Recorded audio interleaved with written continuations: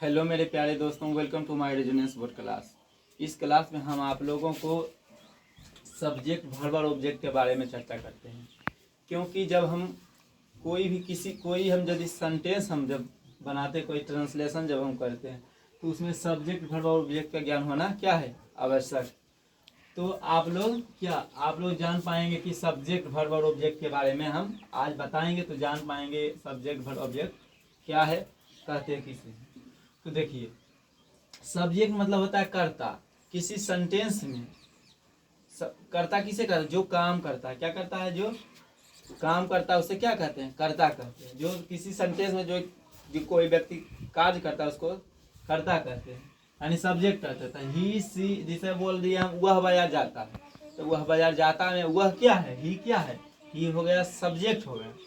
जैसे वह बाजार जाती है, तो वह बाजार जाती में वह क्या है? सब्जेक्ट हो गया। सी, इट और दे, यानी वे लोग बाजार जाते हैं, तो दे क्या हो जाएगा? दे हो जाएगा, सब्जेक्ट हो जाएगा। वी सब्जेक्ट हो जाएगा, यू सब्जेक्ट हो जाएगा। और कोई भी व्यक्ति का नाम हो, रामश्याम पटना, ये सब क्या हो? ये सब्जेक्ट हो जाएगा। उसमें दूसरा क्या है? वर्ब। यानी वर्ब दो प्रकार के होते हैं। कितने प्रकार के होते हैं वर्ब? दो प्रकार के होते हैं। पहला हेल्पिंग वर्ब, दूसरा पहला वर्ब दो प्रकार के होते हैं, मेन वर्ब और हेल्पिंग वर्ब होता है। तो इसमें हम हेल्पिंग वर्ब क्या है? Is, am, are, was, were, has, have, shall, will, ये सब क्या है? ये सब हो गया हेल्पिंग वर्ब। मेन वर्ब क्या है? ईट, रन, वॉक और रीड, ये सब क्या है? ये हो गया मेन वर्ब हो गया। तो देखो, तो इसमें हम बताएंगे सिंगुलर वर्ब और प्लूरल वर्ब के बारे में चर्चा करते हैं। हैज, वाज, इज, एम, ये क्या है? ये हो गया singular verb. Plural verb have, were, are, ये सब क्या है? ये सब हो गया प्लूरल वर्ब हो गया। तो आप लोग समझ गए होंगे। यदि सिंगुलर वर्ब में यदि वर्ब में यस या यस जोड़ते तो वो क्या हो जाता है? सिंगुलर हो जाता है।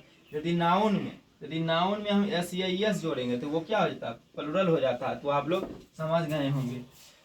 देखो, नाउन में यदि एस या यस हम लगाते हैं तो वो क्या हो जाता है? प्लूरल हो जाता है। जैसे राम में एस लगाए तो राम्स हो गया, काव में एस लगाए तो काव्स हो गया। ये सब क्या हो गया?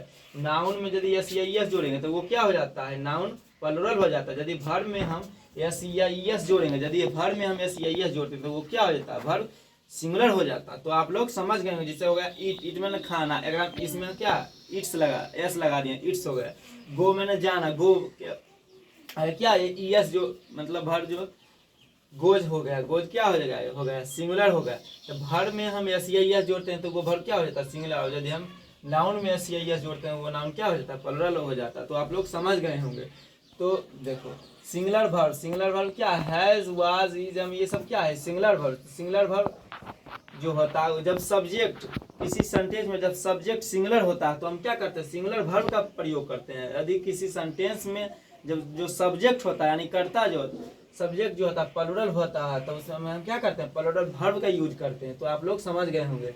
तो और इसमें क्या नोट, क्या वर्ब जो होता है, वर्ब से जो पहले हो वो क्या मोटा मोटी तौर पर क्या करते हैं हम? जो वर्ब से पहले होता है वो सब्जेक्ट के रूप में होता है, और जो वर्ब से बाद होता है वो क्या हो जाता है? ऑब्जेक्ट हो जाता है।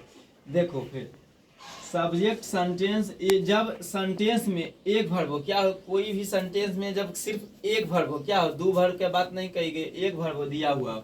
जब सेंटेंस में एक वर्ब दिया हो तो उसे मेन वर्ब कहते हैं। जब सेंटेंस में एक वर्ब हो तो उसे क्या कहते हैं? उसे मेन वर्ब कहते हैं।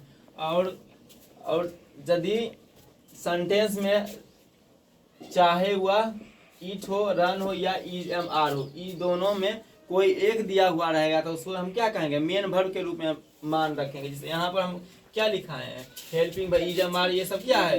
हैज, हैव, वाज, वर, ये सब हेल्पिंग वर्ब है। और मेन वर्ब ईट, रन, वॉक, रीड, ये सब क्या है? Main verb. तो यदि इन दोनों में कोई एक सेंटेंस में इन दोनों में कोई एक दिया हुआ हो, क्या हो? कोई एक दिया हुआ हो तो उसे हम मेन वर्ब के रूप में नाम रखेंगे। क्या कहेंगे? उसको मेन वर्ब कहेंगे। यदि इन दोनों में एक सेंटेंस में इन दोनों यानी हेल्पिंग वर्ब हो, मेन वर्ब हो, तो उसे हम क्या कहेंगे? हेल्पिंग वर्ब को हेल्पिंग वर्ब कहेंगे और मेन वर्ब को मेन वर्ब के रूप में हम क्या उसका नाम नाम देंगे। हेल्पिंग वर्ब रहेगा तो हेल्पिंग वर्ब कहेंगे, मेन वर्ब रहेगा तो मेन वर्ब कहेंगे। तो आप लोग समझ गए होंगे। तो आज का क्लास इतना तक रहने देते हैं, नेक्स्ट क्लास में मिलते हैं। जय हिंद, जय भारत।